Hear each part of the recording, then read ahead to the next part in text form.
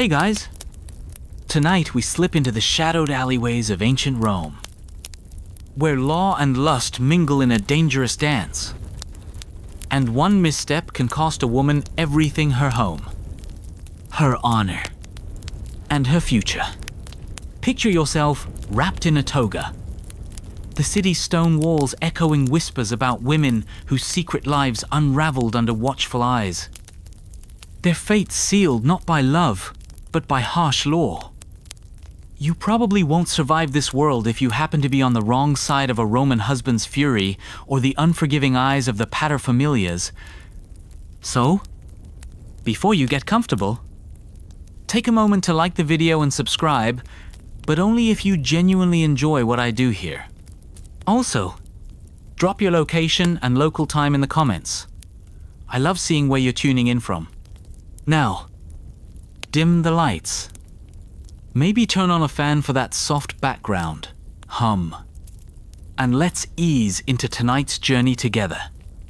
In ancient Rome, adultery was not merely a personal scandal, but a legal catastrophe for women.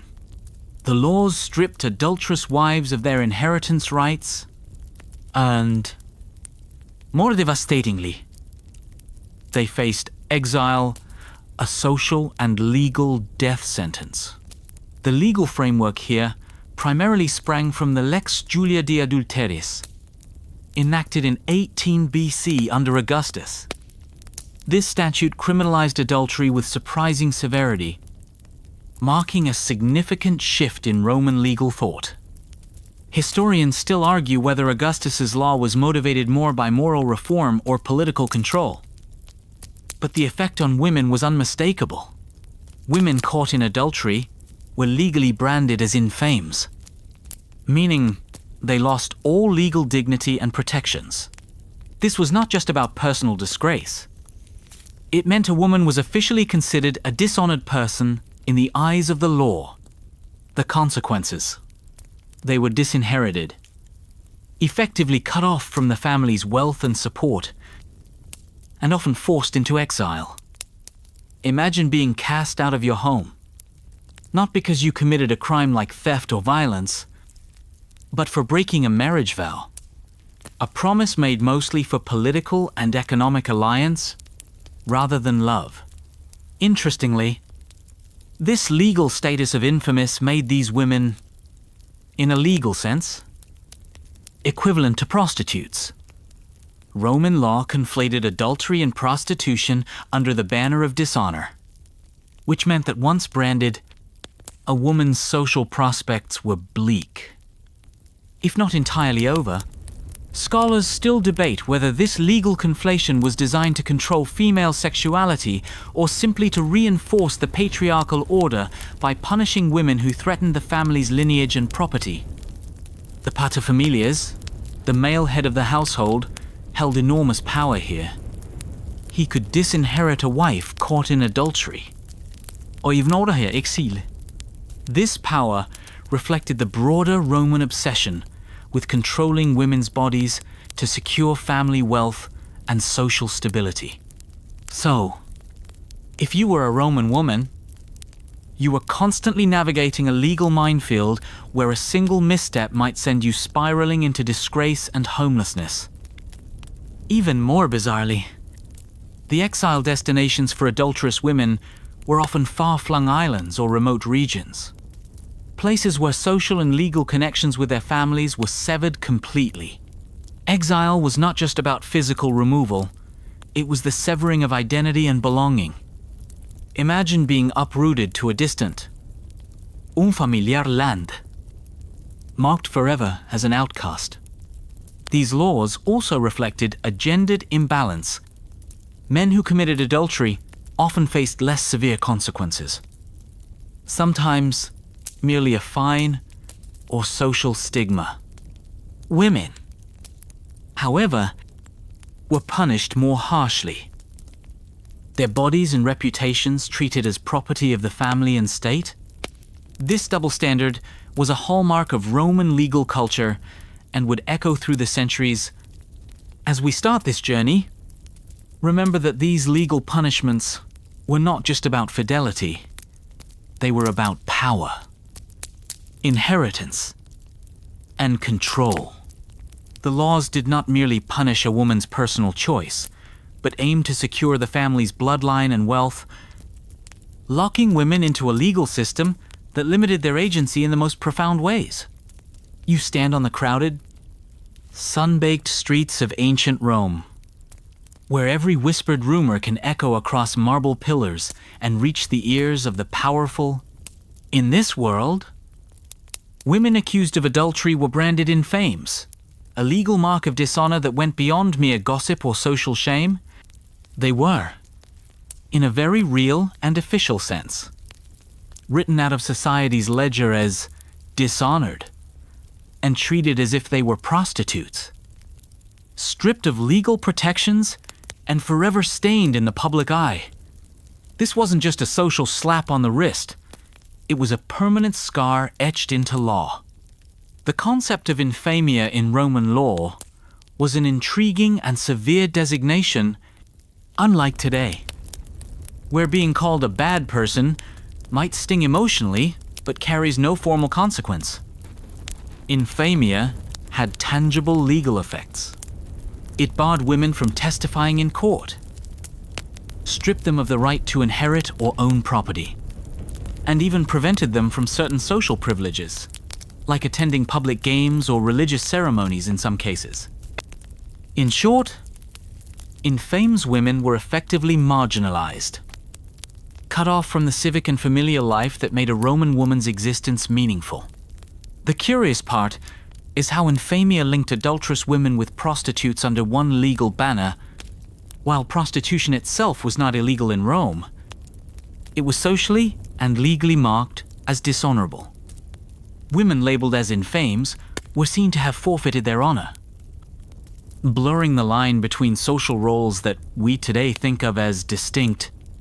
Historians still debate whether this legal conflation was a strategic tool by patriarchal lawmakers to police female sexuality more tightly, or a reflection of the overlapping social attitudes towards sexual morality in ancient Rome. From a daily life perspective, being branded infamous meant a woman was ostracized in the harshest possible way.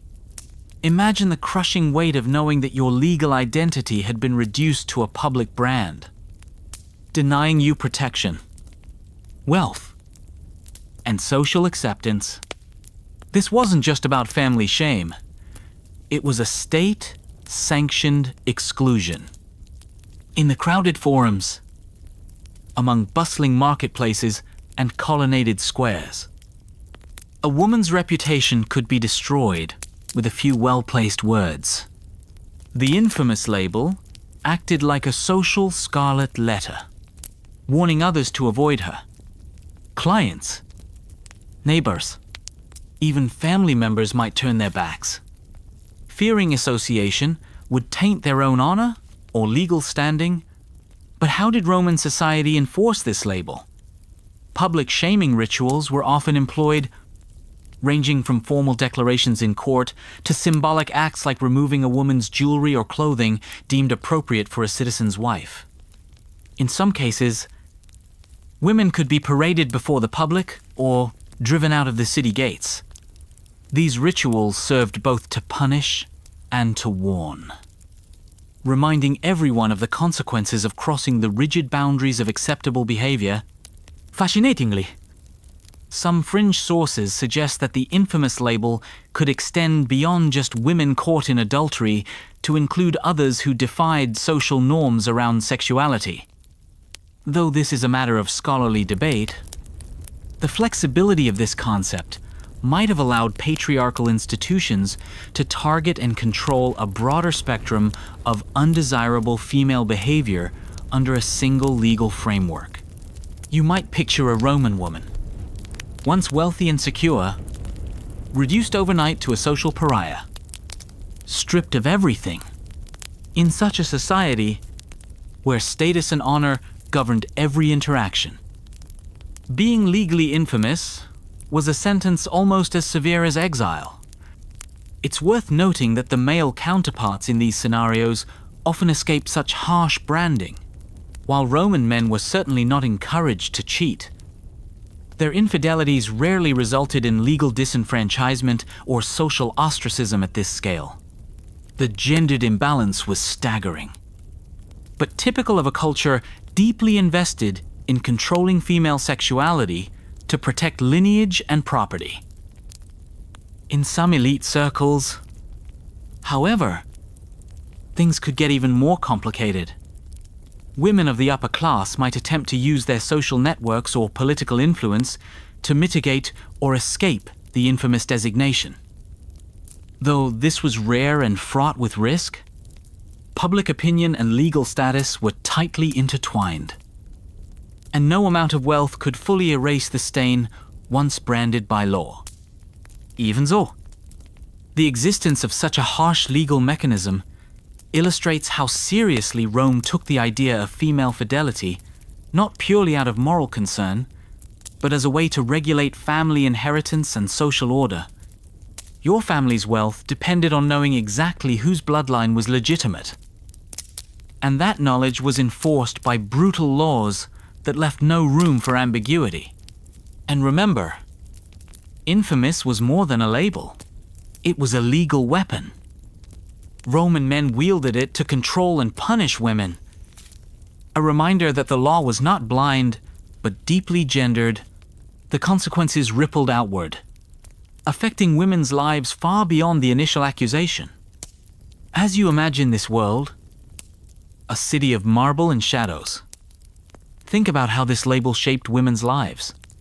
It wasn't just the threat of physical punishment or exile, but the crushing weight of social death. To be infamous was to lose one's very identity, stripped bare of rights and dignity.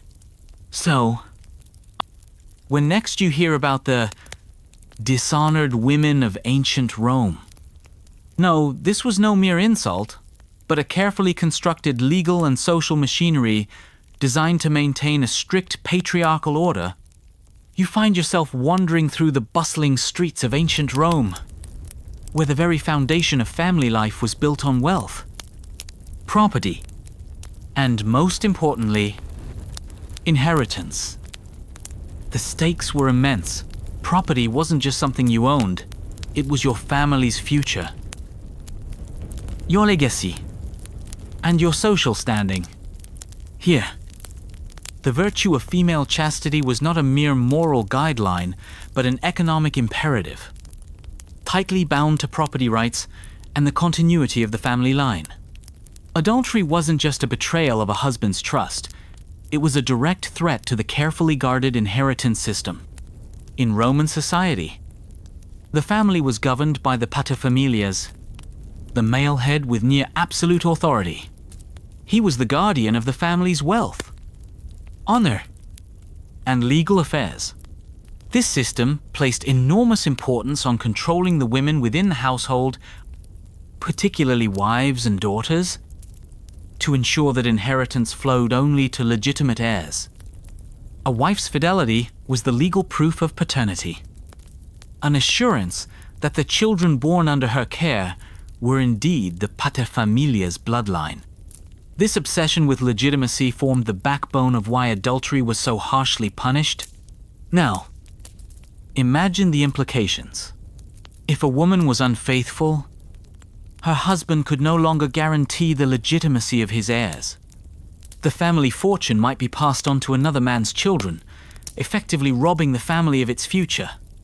Hence, the legal penalties for adulterous women were designed not just as punishment, but as a means to safeguard this precious lineage.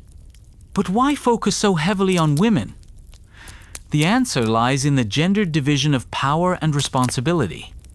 Men could father children outside of marriage without threatening their own inheritance rights. Women, however, bore the visible proof of infidelity. The law placed the burden of lineage verification squarely on their shoulders. And when that trust was broken, the penalties were severe and structural. This link between chastity and inheritance was so rigid that a woman's social value was often reduced to her capacity to bear legitimate children. If she failed in this role, whether by choice or circumstance. She risked losing everything from her home to her legal rights. But here's a quirky twist: some Roman women, especially in the upper classes, tried to manipulate these rules by adopting children or arranging politically advantageous marriages for their offspring. These maneuvers often required delicate legal navigation and the tacit approval of the paterfamilias or the wider family clan. The courts had to balance between strict enforcement and social realities. And that produced some fascinating legal debates about legitimacy and inheritance. Historians still argue whether this intense focus on female chastity was purely about preserving property, or if it also reflected deeper cultural anxieties about control and honor. Some suggest it was both a legal framework protecting wealth while reinforcing social hierarchies and gender norms. One notable example is the widespread practice of peculium, where women could sometimes manage their own property, but this autonomy was limited, and an adulterous woman could be stripped of even these rights, her assets seized or redistributed. This dynamic made the legal system a powerful tool to police female sexuality, not just through moral suasion, but through tangible economic consequences. If you were a woman caught cheating, you risked losing not just love or respect, but your entire financial foundation. The paterfamilias held extraordinary power to enforce this.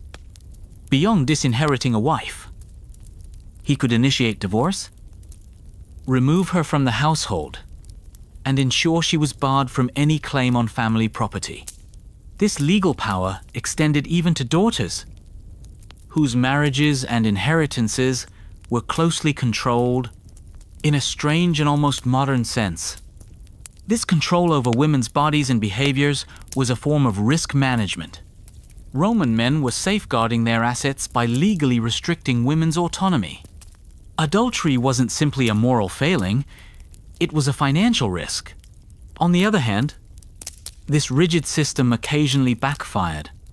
Women who lost legal protection sometimes became destitute or forced into prostitution. Ironically, confirming the law's worst fears, the social safety nets for these women were practically non-existent, and many lived precarious lives on the margins of Roman society. It's also fascinating how this system created a form of legal branding. A woman's sexual behavior was directly tied to her legal and economic identity. One accusation of adultery could unravel a lifetime of legal status and property claims, a kind of legal excommunication from the family and society. But what about men?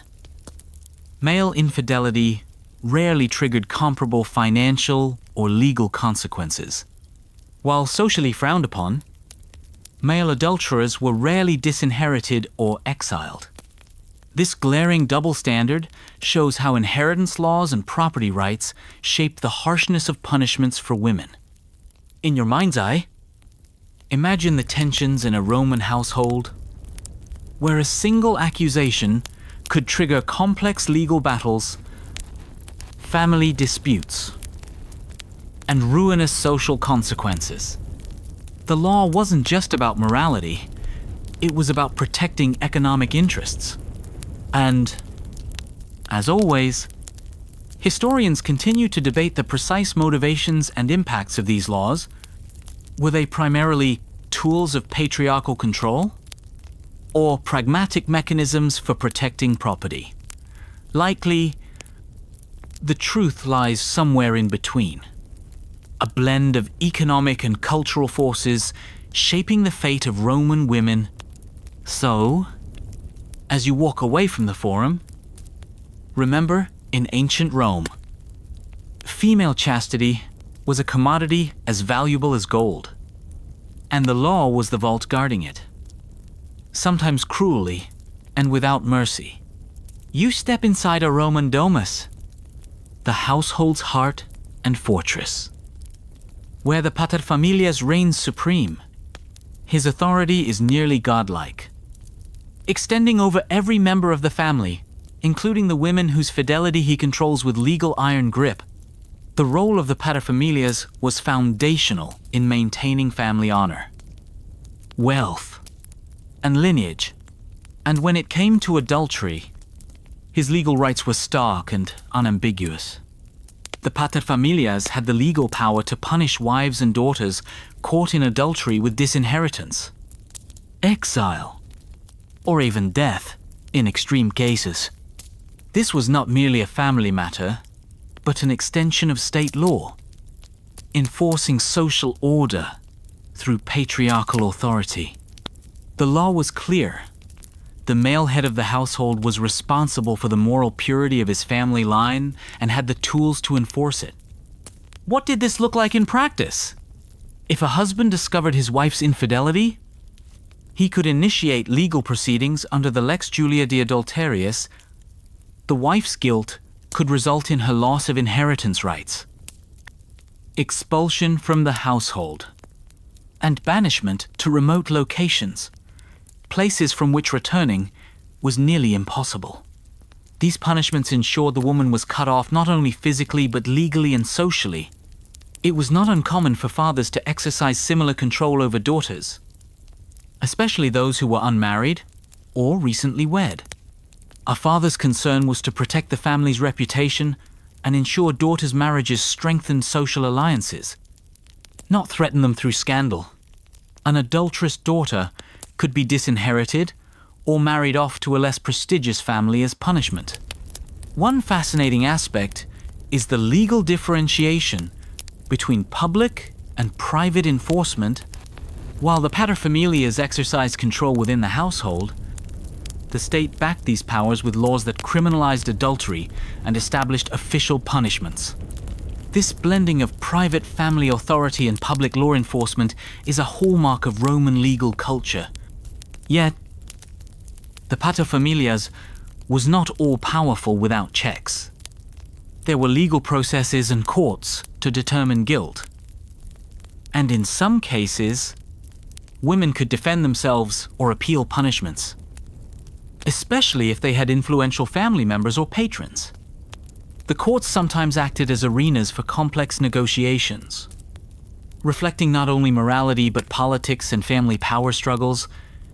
A quirky and rather grim detail is that some scholars believe the paterfamilias could, in theory, sell a wife or daughter into slavery as punishment for adultery. Though this was rare and lightly regulated, the legal system reflected the idea of women as family property to be controlled and, if necessary, disposed of.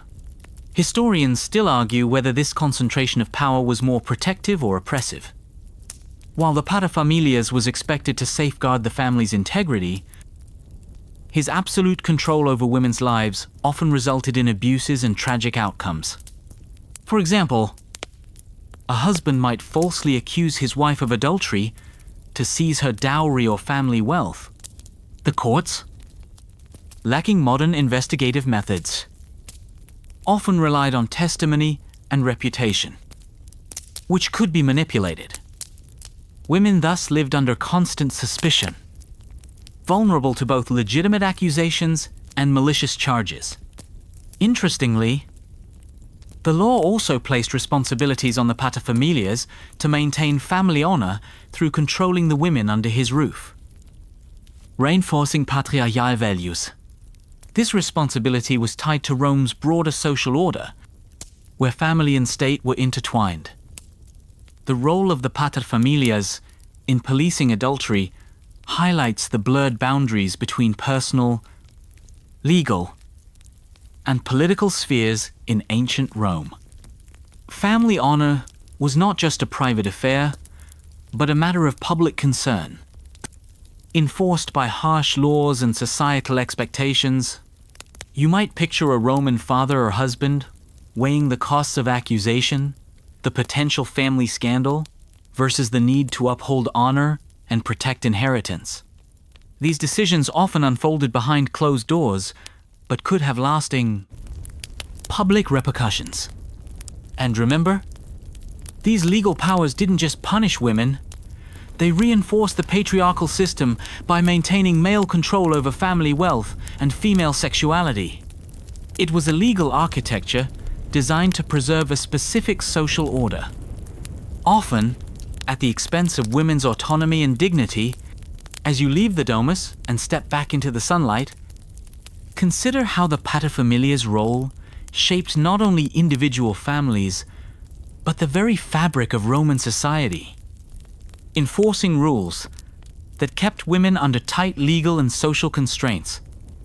You're now forced out beyond the city gates, standing on the harsh, rocky shores of exile, where women branded adulterous were sent to live as outcasts. Punitive exile in ancient Rome was a brutal sentence, a form of social and legal death that severed a woman from her home, family, and social identity. Unlike a prison cell, exile was a banishment to a remote, often inhospitable location. Some popular exile destinations included islands like Seriphos or Gyaros in the Aegean Sea, or desolate inland regions far from the bustling life of Rome. These places were not merely physical removals, but symbolic punishments. Isolating women to the edges of society and legal protection, exile functioned as a means to cleanse the city of scandal and restore public order. Women cast out for adultery were forcibly removed from the social fabric that valued their chastity, making it clear to others the consequences of violating moral and legal codes. Imagine the cold, lonely nights on these islands, far from familiar faces and comforts, where survival was a daily struggle. Exiles faced limited resources, hostile locales, and the crushing weight of social ostracism. This was no mercy. It was a sentence to live in permanent limbo.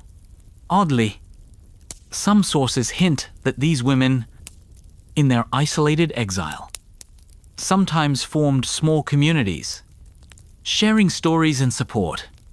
This human element reminds us that exile was not just a legal punishment, but a deeply personal tragedy.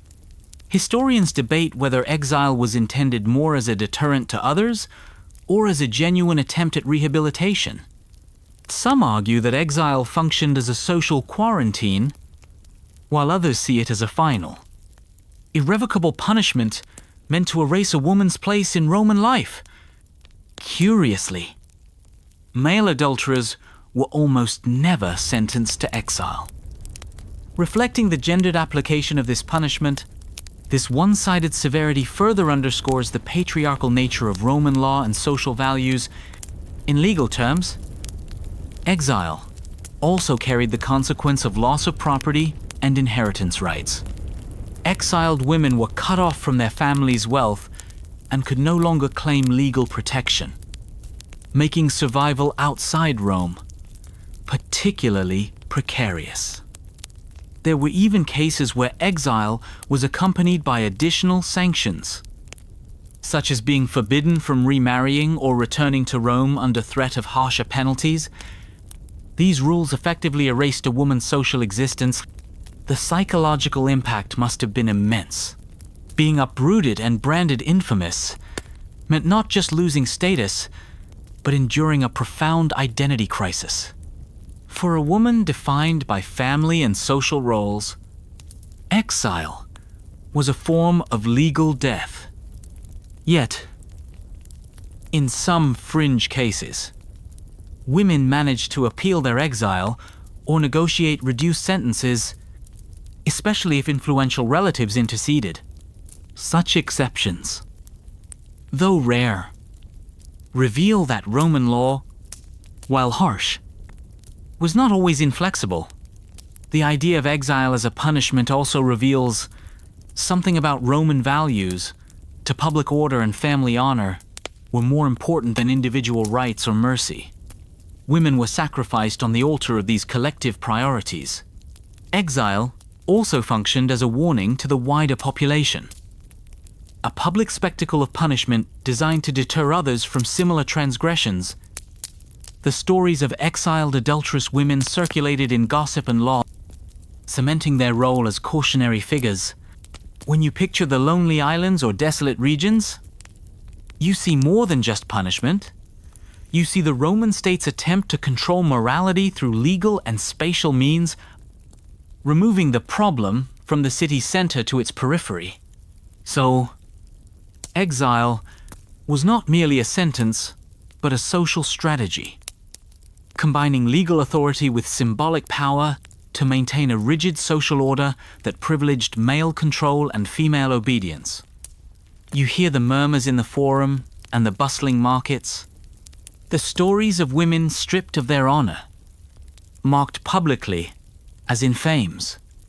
Public shaming rituals were a crucial part of the Roman legal and social system, designed to make examples out of adulterous women and reinforce the community's moral boundaries. These rituals were often dramatic and deeply symbolic. Women branded as adulteresses could be subjected to ceremonies stripping them of their citizen rights, removing their jewelry or clothing associated with respectable wives, and in some cases, forced to wear specific garments that identified their dishonor. One such ritual involved the removal of the stola, the traditional dress of a married Roman woman, symbolizing the loss of her legitimate status. In its place, she might be forced to wear a simple tunic associated with lower class or marginalized women, visually marking her fall from grace. Some sources describent public procession, where the adulterous woman was led through the streets in a state of humiliation, a spectacle designed to publicly brand her as infamous. This public display was not just punishment, but a communal ritual, reinforcing social norms and cohesion. Interestingly, the specifics of these rituals varied across time and place, reflecting local customs and evolving legal interpretations. Historians still argue whether some of these rituals were more theatrical than legally mandated, or if they served primarily as informal community enforcement mechanisms. You might imagine the shock and horror a woman felt when stripped publicly of her status. The whispered conversations, the pointing fingers. In a society where reputation was everything, these rituals could destroy not just the woman's present, but her entire future. In some cases, these public shaming acts were tied to religious ceremonies, invoking the god's judgment on the transgressor. The intertwining of law, religion, and social ritual reinforced the moral fabric of the city. Yet, these rituals were not just about punishment, they served a political purpose. By publicly shaming adulterous women, Roman authorities signaled their commitment to social order and moral rectitude. It was a performative assertion of power. But here's a quirky fact. Some evidence suggests that these public humiliations might have been avoided or lessened if the woman's family had enough influence or wealth, showing again how law and privilege intersected. The ritualistic aspect also reveals a communal dimension to morality enforcement in Rome. The public nature of the shaming allowed the entire community to participate in upholding social norms, turning punishment into a collective experience. You might be surprised to learn that men accused of adultery rarely faced comparable public shaming. Their punishments tended to be less visible, reflecting the gender double standard entrenched in Roman law and culture. These rituals are a vivid reminder of how deeply intertwined identity and public perception were in Roman life. A woman's honor was not hers alone, but a communal asset, to be defended or destroyed in public view. Over time, these rituals evolved, with some being replaced by more formal legal proceedings or private punishments, especially as Christianity began to influence Roman moral law. Nevertheless, the legacy of these public shaming rituals can be seen echoed in later European medieval customs, where communal punishment and humiliation for moral offenses remained common. So, as you picture these ceremonies, the removal of garments, The forced processions. The whispers of the crowd. Remember, they were not only punishments, but also powerful social tools, shaping behavior and reinforcing the boundaries of acceptable female conduct. You stand at the edge of the Roman legal world, peering into the stark differences between how adultery was punished depending on the offender's gender. Roman law was notoriously harsh on women who strayed, but often surprisingly lenient on men who did the same.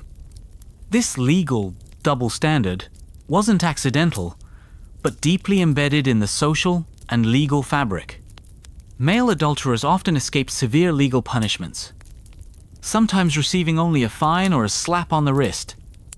Especially if the infidelity didn't threaten legitimate heirs. The rationale was simple, since a man's sexual activity outside marriage didn't call his children's legitimacy into question. The stakes were lower for male transgressors. For women, however, the consequences were far more serious. Their bodies were viewed as vessels of legitimacy, and any deviation could disrupt the carefully guarded inheritance system. The harsh punishments reflected this anxiety, aiming to deter female infidelity with legal and social penalties that could destroy lives. This imbalance extended beyond mere legal codes into social attitudes. Male infidelity was often overlooked or tacitly accepted, especially among the elite. Powerful men frequently kept mistresses or engaged in affairs with less risk to their social standing. The law, it seemed, protected their prerogatives while policing women's behavior. But it wasn't just about gender bias. The difference in legal treatment was also linked to the practicalities of Roman family law and property rights. Since the father's identity determined inheritance, the law focused on controlling the wife's fidelity as the key to ensuring legitimate offspring. There were limits.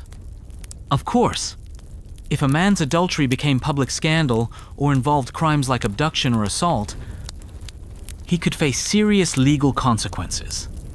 But for consensual affairs, the law was more forgiving. A curious and somewhat paradoxical aspect is that some Roman men might have exploited this system, engaging in affairs with impunity while holding wives to strict standards. This created a social environment where double lives were common but unequally risky. Historians still debate whether this legal gender bias was a pragmatic necessity or a reflection of deep-rooted patriarchal inequality. Some argue that the laws were designed to maintain social stability, while others see them as reinforcing male dominance. You might find it odd that while women were disinherited and exiled for adultery, men often retained their social and legal privileges. This imbalance speaks volumes about how Roman society valued male and female roles differently. Additionally, the law's gendered application influenced family dynamics. Husbands had legal control over wives, but could rarely be held accountable for similar behavior. Entrenching power disparities? This legal framework also affected how adultery cases were prosecuted and proven. Since male infidelity was less punished, courts focused primarily on women's behavior, increasing surveillance and suspicion toward wives. It's worth noting that the Lex Julia de Adulterius explicitly targeted women and their lovers. You hear the whispers echoing through the marble halls of Rome's courts about the infamous adulteresses who dared defy the law and the heavy consequences they bore. These women, often from elite families, became cautionary tales, their fates immortalized in legal records and gossip alike. Cases ranged from tragic betrayals to political machinations, each one revealing the harsh reality behind Roman adultery laws. Take, for example, the notorious Clodia Pulchra, rumored to have been implicated in several scandals that scandalized Rome's upper class. Though not always formally convicted, women like her endured public suspicion, social ostracism, and sometimes forced exile. Their stories illustrate how adultery accusations could be weaponized in political rivalries and family vendettas, adding layers of complexity to the legal framework. In another case, the poet Ovid recounts women punished for adultery under the Augustan laws, emphasizing both the personal tragedy and social condemnation that followed. These examples reveal the blending of legal action and cultural narrative in shaping how society viewed adulterous women. Interestingly, some women managed to escape the harshest penalties through powerful family connections or by public contrition. Historians still debate the extent to which influence and patronage could mitigate legal consequences, but it's clear that status provided some protection. Yet, for most women, especially those without political backing, the consequences were severe. Legal proceedings could result in permanent disinheritance, exile, and the loss of social standing, leaving many destitute. One fringe aspect scholars discuss is the possibility that some adulteresses were forced into prostitution or other forms of servitude after conviction, blurring lines between punishment and exploitation. While evidence is scarce and debated, it underscores the precarious position of these women. The fates of these women were not merely personal tragedies, but public spectacles that reinforced societal norms. Their stories were warnings, repeated in legal debates and social discourse, deterring others from similar transgressions. These cases also highlight how Roman law was entwined with gender and power dynamics. Adultery accusations could be used strategically to ruin rivals or control women who threatened male authority. As you picture these trials formal, public, and ruthless, you see the intersection of law, honor, and politics shaping women's lives in unforgiving ways. You find yourself under the stern gaze of Augustus, who in 18 BC enacted the Lex Julia de Adulteriis, a law that criminalized adultery with unprecedented rigor. This statute wasn't just a set of legal rules, but a cultural and political tool designed to restore what Augustus saw as the moral fabric of Rome. The law punished adulterous women harshly, loss of inheritance rights, exile, and legal branding as infamous. Their lovers were also subject to punishment, including exile or harsher penalties. This legal framework marked a significant turning point, formalizing and intensifying previous informal customs. One interesting fact is that Augustus framed the law not merely as moral reform, but as a means to strengthen Rome's declining birth rate among elites and to reinforce social order. Historians still argue whether the law was more about public morality or political consolidation. The Lex Julia also introduced penalties for husbands who failed to control their wives' behavior, marking a shift towards shared responsibility. Although women bore the brunt of punishment, this law was part of Augustus's broader moral legislation, which sought to regulate private life for the sake of public virtue. It also criminalized celibacy and promoted marriage, reflecting anxieties about social decay. Some fringe interpretations suggest the law served as a political weapon, used by Augustus to assert control over Rome's elite families and secure loyalty. You might be surprised to learn that while the law punished adultery, it also protected certain women, such as wives of senators and equestrians, from the harshest penalties under specific circumstances. The enforcement of the law varied over time and place, with some magistrates applying it zealously and others more leniently. Overall, the Lex Julia de Adulteriis codified a legal regime that severely limited women's sexual autonomy and reinforced patriarchal authority, shaping Roman society for generations. You step into the dim-lit temples of Rome, where law and religion intertwined tightly. Roman religion played a significant role in reinforcing adultery punishments, adding divine sanction to legal penalties. The Vestal Virgins, for example, symbolized chastity and purity as sacred virtues critical to Rome's well-being. Their strict celibacy laws and harsh punishments for violation reflected the societal importance placed on sexual fidelity. Religious rituals often accompanied legal punishments for adulterous women, framing infidelity as not only a social crime, but a sin against the gods. Priests and augurs could interpret omens of divine displeasure linked to sexual transgressions, lending spiritual weight to secular law. Some cults practiced purification rites aimed at restoring honor to women accused or convicted of adultery. Blending mercy and control. Historians debate whether religious involvement was primarily about moral enforcement or political control, but its impact was undeniable. You might find it odd that while women's sexual purity was religiously sanctified, men's infidelities rarely attracted similar spiritual censure.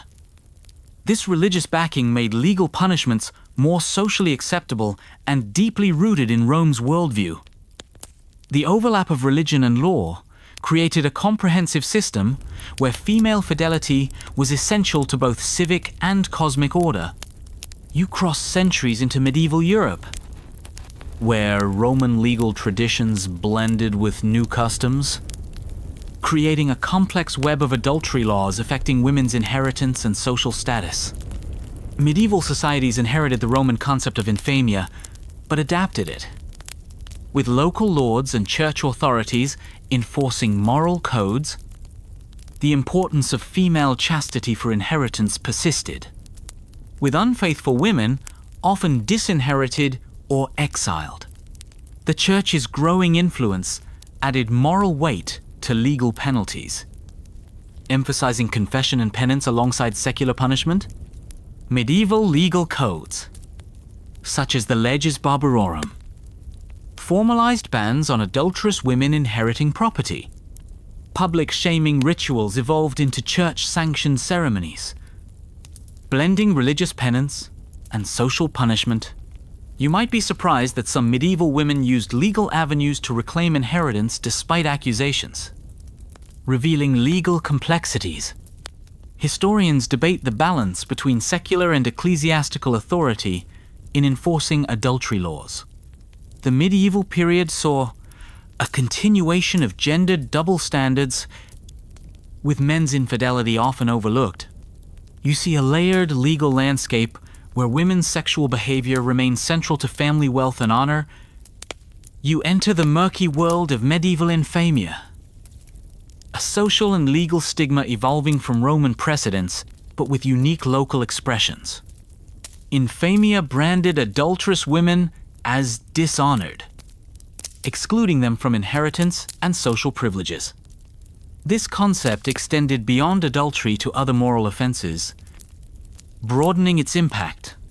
Medieval communities enforced infamia through public shaming, exclusion from sacraments, and legal sanctions. Women labeled infames faced lifelong marginalization, affecting marriage prospects and economic security. Some fringe evidence shows that infamia could be reversed through church penance, but social scars often remained.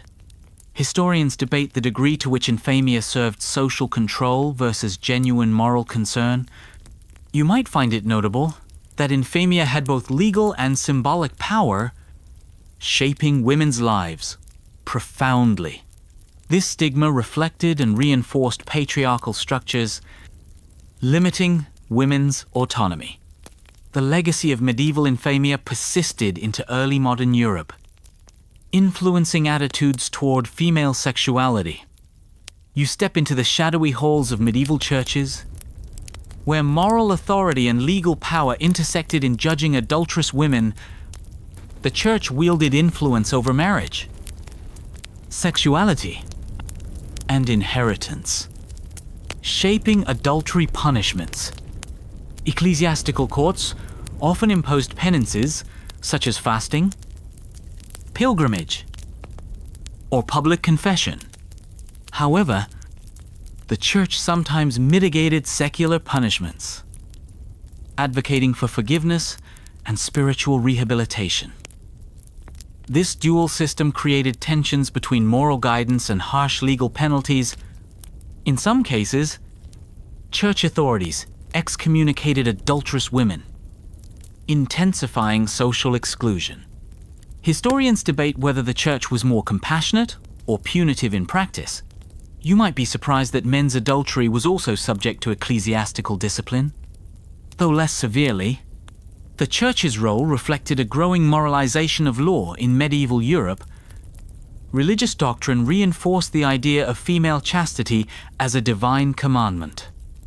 You find yourself amid the feudal castles and courts, where noble women's sexuality was tightly controlled to preserve dynastic inheritance. Feudal lords used legal and social mechanisms to police noble women, ensuring property and titles remained within bloodlines. Marriage alliances were crucial political tools, making female fidelity essential for securing power. Adulterous noblewomen risked losing inheritance rights, titles, and even facing imprisonment or exile. Some lords enforced strict household surveillance and moral codes. Historical records reveal cases of noble women punished publicly to deter others. Historians debate how much agency noble women had within these constraints. You might find it ironic that while noble women wielded influence, their personal freedom was often severely limited. These controls illustrate the intersection of gender, power, and property in medieval aristocracy. You enter the courts and town squares of medieval Europe, where legal codes explicitly banned adulterous women from inheritance and legitimized exile or harsher punishments. Local laws varied, but commonly reinforced the loss of property rights for unfaithful wives. Town councils often mandated public shaming or physical punishments like whipping. Exile remained a common sentence, with women expelled from towns or lands. Some laws allowed husbands to repudiate adulterous wives without financial penalty. The legal frameworks reinforced social norms, prioritizing male control and lineage preservation. Interestingly, some communities used fines or alternative penalties for first offenses. Historians still debate the consistency and fairness of medieval enforcement. You might be surprised how often women fought legal battles to protect their rights. These laws entrenched a system where female sexuality was a legal and social battleground. You step into the bustling medieval towns and villages, where justice was often a public affair and moral order was maintained through visible, sometimes brutal, punishments. Adulterous women here faced a gamut of penalties designed not only to punish, but to shame and deter others. Public humiliation was a common tactic. Women accused of adultery could be paraded through town streets wearing humiliating signs or stripped of modest attire, their shame broadcast to the entire community. One particularly vivid punishment was the riding the wooden horse, a torture device that forced women to sit on a sharp-edged wooden frame, sometimes in public, combining physical pain with the humiliation of exposure.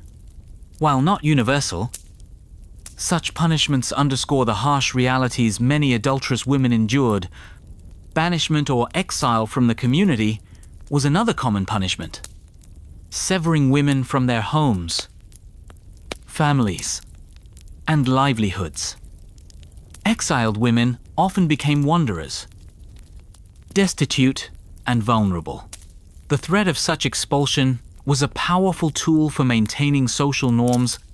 Additionally, loss of inheritance and property rights was regularly enforced. Legal codes made clear that adulterous women forfeited any claims to family wealth, leaving them economically vulnerable and socially marginalized. This public policing of morality reflected medieval society's emphasis on communal responsibility for upholding social order. Town councils, guilds, and local courts often collaborated to enforce these laws, turning punishment into a spectacle designed to reinforce shared values.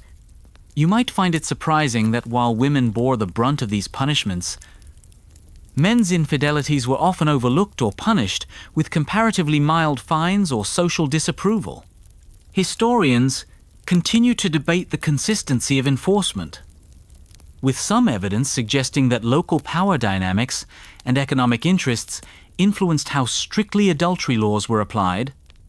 In this harsh social climate, women faced nearly insurmountable odds. Being branded an adulteress could mean losing everything: family, home, status, and safety. Yet, some women resisted, challenging accusations or appealing for clemency, revealing the complexities and contradictions within medieval legal and social systems. As you imagine the crowded streets where these punishments played out, remember, these acts were as much about reinforcing community identity and control as they were about individual justice. You consider the plight of widows in medieval Europe accused of adultery? A group uniquely vulnerable in the tangled web of inheritance and social expectations. Widows occupied a precarious position. They often controlled property and wealth upon their husbands' deaths. But accusations of adultery could swiftly undermine their legal and social standing. In many regions, widows faced strict moral scrutiny, especially when remarrying or managing estates. Accusations of infidelity could be weaponized by male relatives eager to claim inheritance or seize control. Widows found guilty of adultery often faced severe penalties, including disinheritance, loss of dower rights, and social ostracism. In some cases, they were forced into convents or exile to remove them from the inheritance line. The church played a complex role here, offering penance and protection in some cases, but supporting secular punishments in others. Widows who sought refuge in religious institutions sometimes avoided harsher penalties but sacrificed personal freedom. Interestingly, widows with strong family alliances or noble status sometimes negotiated legal protections or settlements to safeguard their rights. Revealing the importance of social networks, historians still debate the extent to which widows were targeted compared to married women, with some arguing that widows' property made them particularly susceptible to accusations. Evidence also suggests that legal battles over widows' property often intertwined with moral accusations, complicating the boundary between personal conduct and political strategy. You might be struck by how widows' experiences highlight the intersection of gender, property, and power in medieval society. Despite harsh realities, many widows navigated these challenges with resilience, asserting legal claims and negotiating social norms. As you reflect on these stories, recognize the fragile balance widows maintained between autonomy and vulnerability in a world that closely watched their every move. You delve into the colorful world of medieval folk beliefs and superstitions that influenced how adulterous women were perceived and punished. Beyond formal laws and church decrees, communities often infused moral judgments with mystical explanations and fears. One widespread belief was that adulterous women attracted curses or divine wrath, which could manifest as plagues, crop failures, or other misfortunes. Such beliefs heightened social pressure to police female sexuality rigorously. In some regions, folk rituals were performed to reveal or punish unfaithful women, including ordeal by water or fire. Dangerous tests thought to uncover guilt through divine intervention. Magical charms and talismans were also used by women accused of adultery, either to protect themselves or as evidence against them if discovered. These superstitions could intensify the stigma of adultery, making accusations not only moral and legal matters, but also spiritual dangers to the community. Interestingly, some folk practices offered pathways for accused women to seek redemption or protection, blurring lines between punishment and hope. Historians debate the extent to which these beliefs influenced official law or remained separate as popular culture. You might find it surprising how deeply superstition was intertwined with justice and social control in medieval Europe. The fusion of folk belief and law created a potent environment where accusations of adultery carried weight far beyond personal betrayal. As you imagine villagers whispering about curses and spells, consider how these fears reinforced harsh social punishments for women. This mystical dimension added layers of complexity to medieval attitudes, merging tangible legal consequences with intangible spiritual fears. You stand amid the medieval courts and churches where the glaring double standard in adultery law played out daily. Men's infidelities were often tolerated or punished lightly, while women bore the brunt of harsh legal and social sanctions. While wives accused of adultery faced exile, disinheritance, and public shaming. Husbands engaging in extramarital affairs were rarely subject to such penalties. This gendered imbalance stemmed from property and lineage concerns. Women's fidelity was tied to inheritance legitimacy, while men's sexuality was less constrained legally. Social attitudes often excused or even expected male promiscuity, especially among the nobility.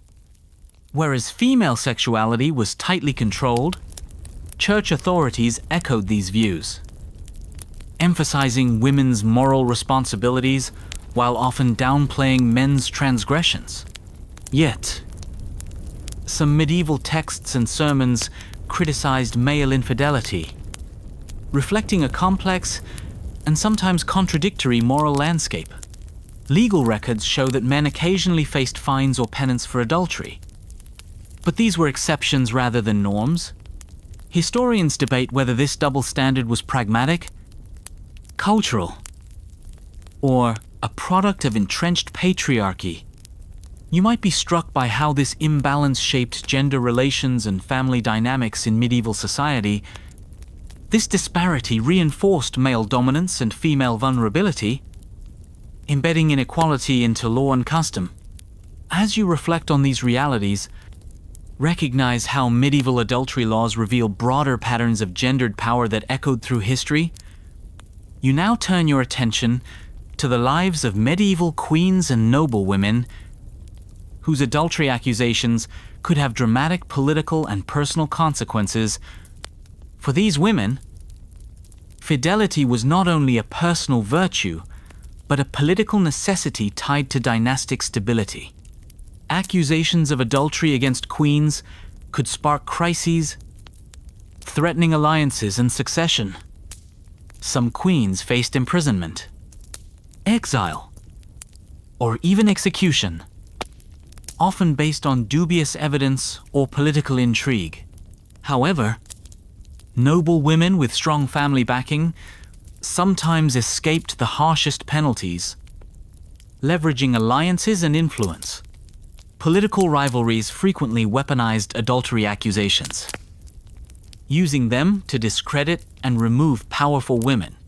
Historical examples abound, such as Eleanor of Aquitaine and others, whose reputations were both celebrated and scandalized.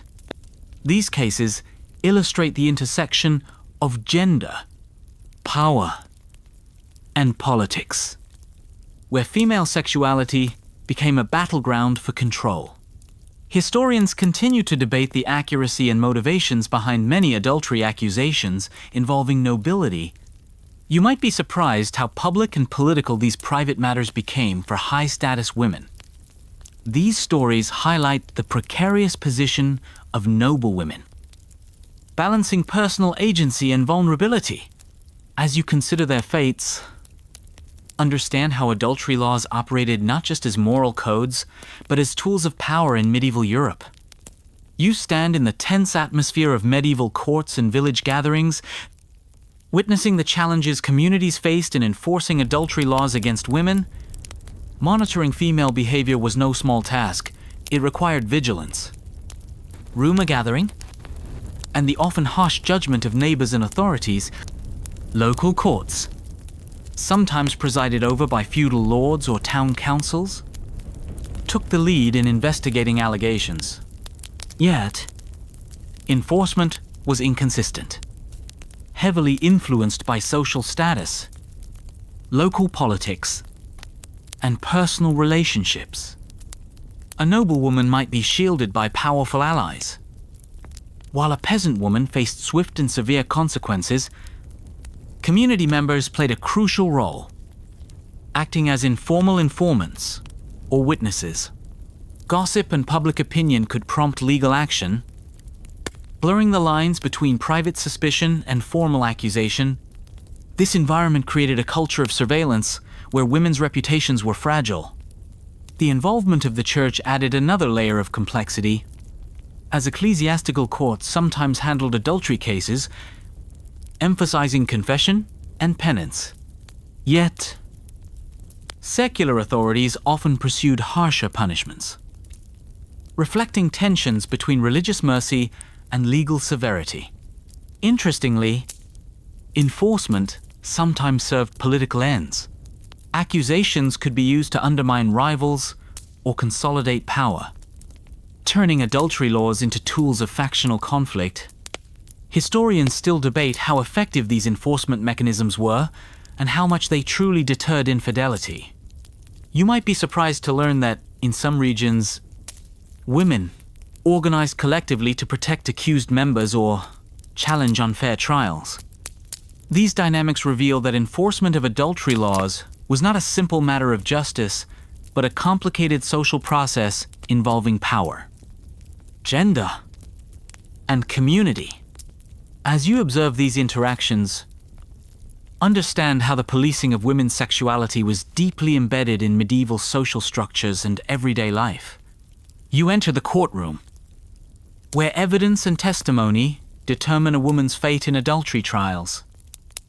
Proving adultery in medieval Europe was notoriously difficult, relying heavily on witness statements, rumors, and sometimes physical evidence like pregnancy or tokens.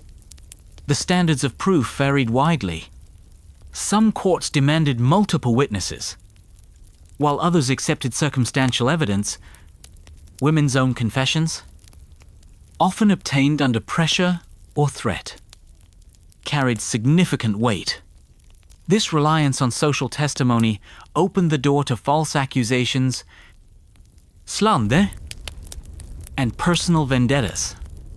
Women had to navigate a precarious legal landscape where reputation and relationships heavily influenced outcomes.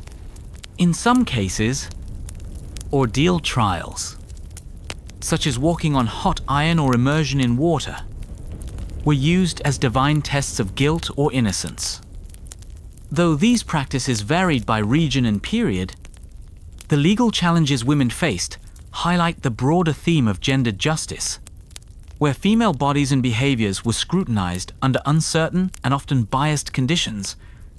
Historians debate whether these evidentiary standards were designed to protect accused women or to facilitate punishment. You might be struck by how the burden of proof often rested on the accused, reversing modern legal presumptions. Despite these hurdles, some women successfully defended themselves, using legal advocates or appealing to higher authorities. These trials reveal much about medieval legal culture and its intersection with gender, honor, and power. As you witness these proceedings, remember that medieval justice was as much about social control as it was about truth. You walk among the excluded, those women labeled infamous, living on society's fringes long after legal punishments ended.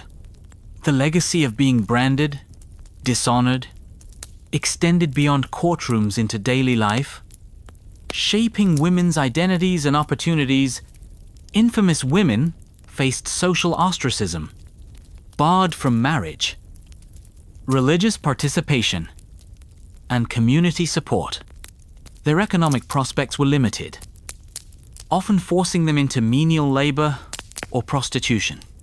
This social exclusion reinforced the legal penalties, creating a cycle of marginalization that was difficult to escape. Communities sometimes marked infamous women with special clothing or badges, publicly signaling their status. Interestingly, some women found solidarity and support within marginalized groups, forming informal networks to survive. Historians debate how pervasive and permanent this exclusion was, noting regional and temporal variations. You might find it poignant how the stigma of infamia endured, shaping women's lives beyond official judgments. These social dynamics illustrate how law and custom intertwine to enforce gendered moral codes. The experience of infamous women reveals the human cost of adultery laws and their role in reinforcing patriarchal order. As you reflect on their stories, consider the resilience required to live under such harsh social condemnation. You now consider the innocent victims caught in the crossfire, children born to adulterous women, whose legitimacy and inheritance rights hung in the balance. Medieval law placed great emphasis on legitimate birth for inheritance. Children of adulterous women were often deemed illegitimate, excluded from property claims. This legal stance aimed to protect family wealth and social order, but often punished children for circumstances beyond their control. In some cases, children faced lifelong stigma, affecting marriage prospects and social status.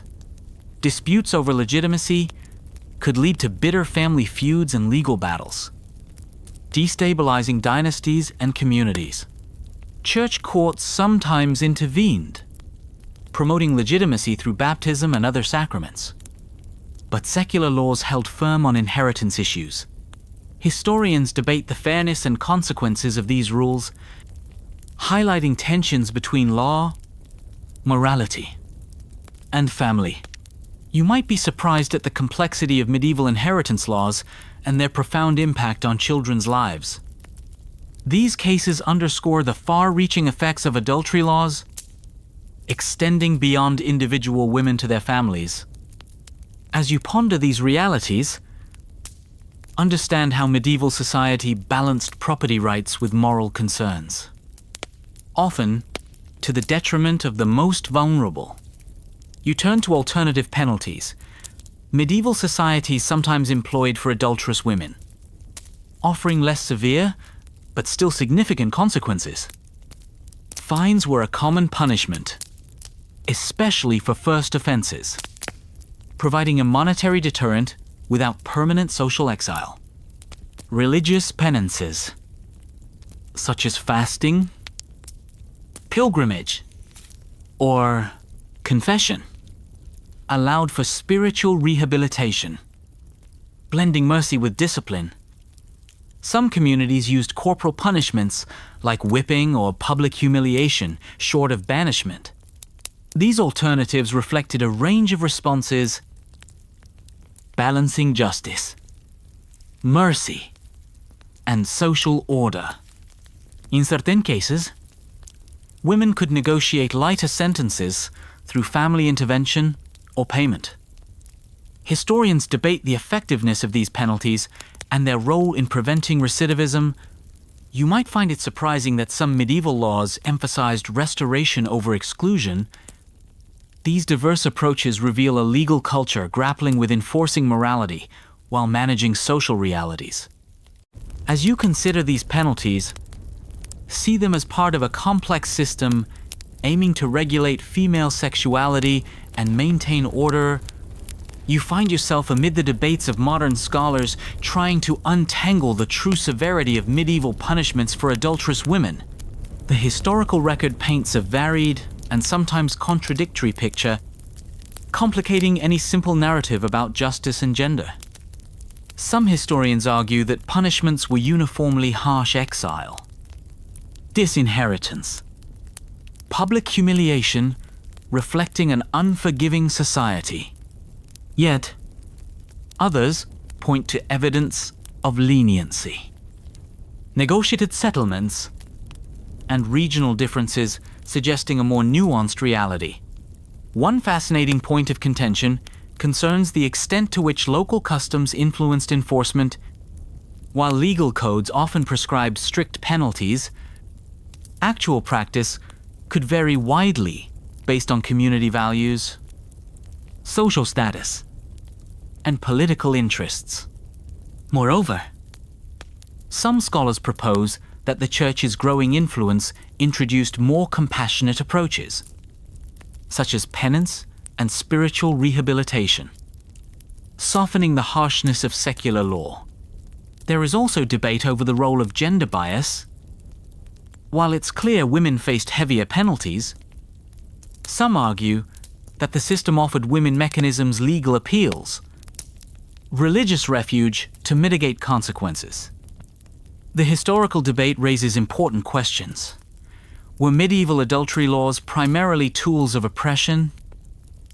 Or did they function within complex social systems, balancing order and mercy? How much agency did women have in navigating these systems?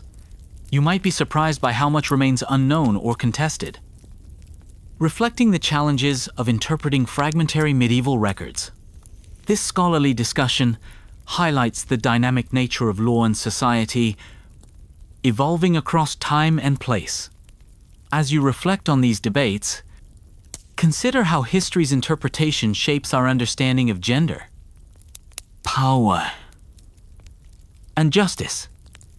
You step outside Europe to compare how other cultures treated female adultery and inheritance rights, revealing fascinating differences and similarities in Islamic law.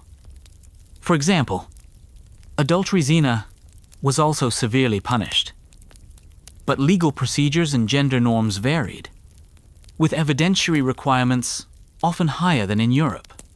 In some African societies, adultery was addressed through community mediation rather than strict legal punishment, reflecting different social priorities.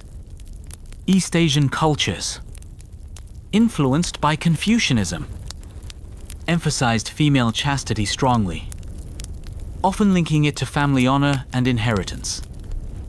With punishments ranging from social exclusion to physical penalties, Native American tribes had diverse approaches, sometimes focusing on restoration and community balance rather than punishment.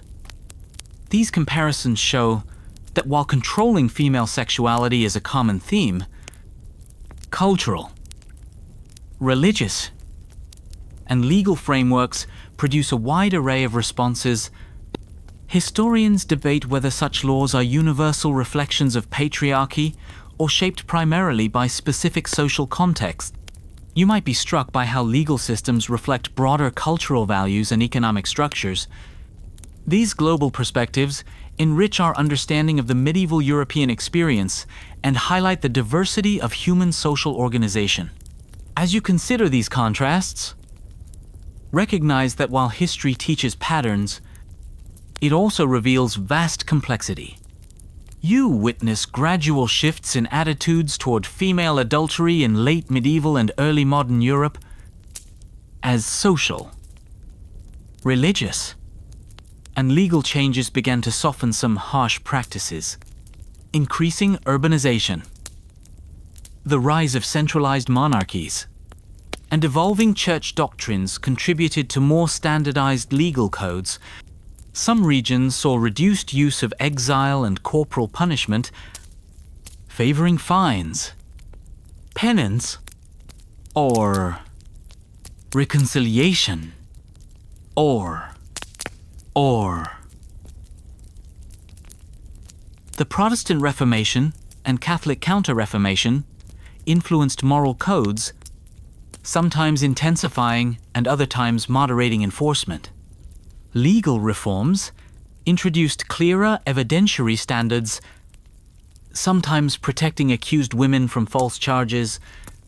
Yet, gender double standards persisted, and social stigma remained powerful. Historians argue these shifts reflect broader transformations in state power, social structures, and gender relations. You might notice how these changes laid groundwork for modern legal principles balancing punishment and rights. This period marks a complex transition from medieval communal justice to more bureaucratic systems. As you observe these developments, appreciate the gradual nature of social change and its uneven impact on women. You stand on the cusp of modernity, reflecting on how these historical laws cast long shadows on contemporary gender and legal norms. Many present-day legal systems still grapple with legacies of gendered double standards rooted in historical adultery laws, social stigma around female sexuality, unequal property rights, and challenges in family law echo medieval and ancient patterns. Feminist and legal scholars trace the roots of these inequalities to patriarchal structures enforced by laws like those of Rome and medieval Europe. Yet, progress toward gender equality and legal rights, property ownership, and personal autonomy continues. Understanding this history offers valuable insights into why certain legal and social biases persist. You might be inspired by how awareness of the past fuels efforts to reform and build more equitable systems. This legacy is a reminder that laws are not neutral, but reflect and shape social power dynamics. As you contemplate these enduring impacts, consider how history informs the ongoing struggle for justice. You settle into quiet reflection, absorbing the journey through centuries where law, gender, and power intertwine tightly around the issue of female adultery. From the harsh Roman statutes branding women in fames to medieval exile and public shaming, these laws controlled bodies, reputations, and futures. Women navigated complex legal and social landscapes, often with little agency and severe consequences. Yet,